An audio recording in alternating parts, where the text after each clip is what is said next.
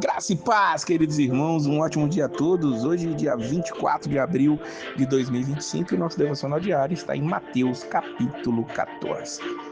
Nós vamos ver que Herodes acha que Jesus é João Batista ressuscitado nos versículos 1 e 2. Por quê? Porque ele tinha mandado matar João Batista. A partir do versículo 3, Mateus relembra algo que já tinha acontecido, porque ele prendeu João, Herodes prendeu João, porque João ele tinha acusado ele de estar possuindo a mulher do seu irmão, e ele disse para ele, não tinha lícito possuí-la. João era um profeta, o último dos profetas, como o próprio Jesus já disse neste evangelho de Mateus, e ele denunciava os erros da clero ou dos sacerdotes, os erros dos fariseus, os erros da monarquia que estava ali, o erro político também era denunciado. Isso é verdadeiramente um ato profético, a denúncia mostrando que Deus está acima de tudo, que Deus é quem está no controle, e João Batista era esse. Ele ali ofendeu a Herodes e também a sua esposa. E ela fez com que sua filha dançasse diante de Herodes no dia do seu aniversário, e Herodes ali já estava alcoolizado e a dança o chamou a atenção. Ele ofereceu até metade do reino para aquela jovem e, orientada pela mãe, ela pediu a cabeça de João Batista no prato, e assim foi feito.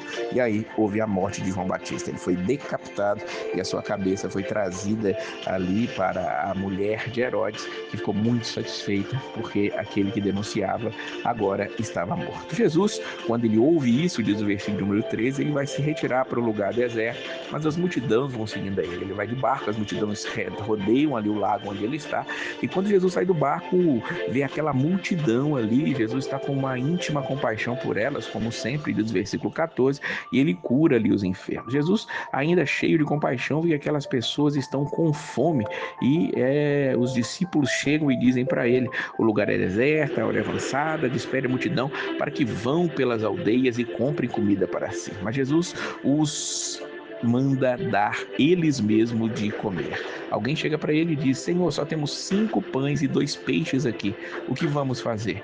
Jesus ele manda trazer, manda as pessoas se assentarem, e diz aqui o versículo de número 14, o capítulo 14, versículo 20, comeram todos, saciaram-se e levantaram os pedaços que sobejaram 12 cestos cheios, e comeram quase 5.000 homens, além das mulheres e crianças. Jesus multiplica os pães, e ali aquelas pessoas são saciadas, saem dali todas elas saciadas pelo poder de Deus, alimentadas espiritualmente e também fisicamente, podemos dizer assim. Agora sim, Jesus mais uma vez vai se retirar e manda os discípulos atravessarem o barco de volta. Ele vai para o lugar, fica ali, ele sobe para o monte para orar, a parte diz o versículo número 23. Lembremos que ele ainda está ali lamentando a morte de João Batista, que foi o seu precursor. Com certeza eles tiveram alguma convivência juntos durante a infância, afinal de contas ele era primo de Jesus, e Jesus estava entristecido por isso. Lembremos que Jesus era o próprio Deus, mas ele tinha se esvaziado de si mesmo, tinha tomado a forma humana, e ele sentia dores, cansaços, tudo isso fazia parte da sua natureza enquanto aqui na terra.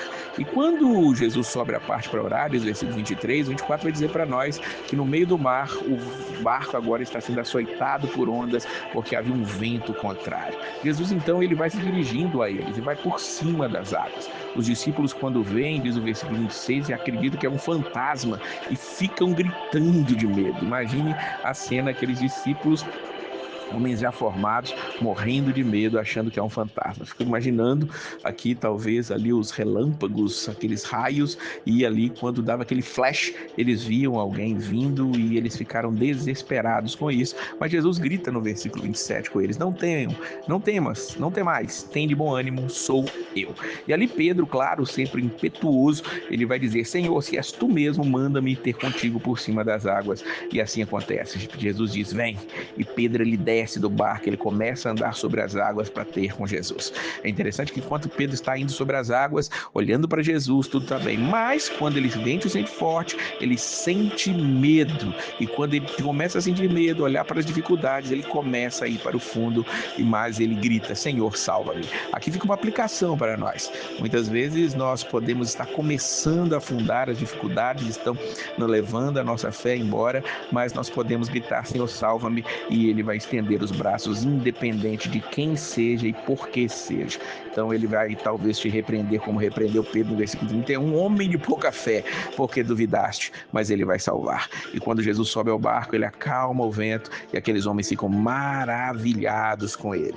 Esse é o mesmo Jesus que age hoje. Ele continua acalmando o vento, continua acalmando a tempestade, continua multiplicando os pães, continua trazendo a sua graça sobre nós. Que nós possamos servi-lo com tudo que há em nós, com grande alegria e disposição. Que Deus abençoe a sua vida.